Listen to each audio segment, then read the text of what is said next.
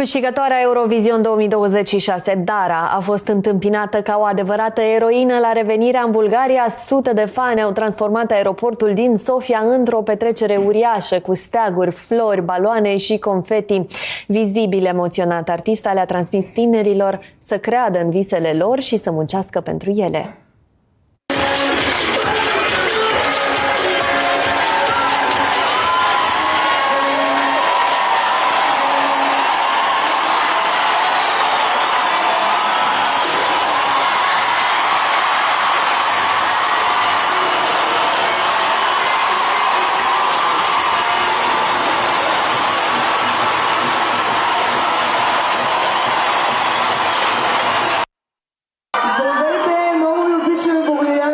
Че сте тук.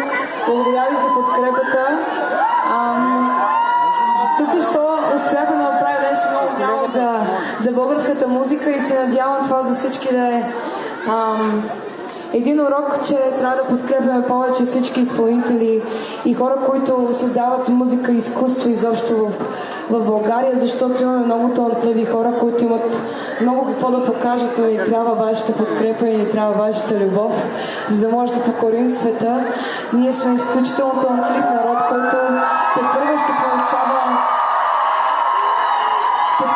получава повече и повече внимание, така че bear with us, както се казва, и бангаранга.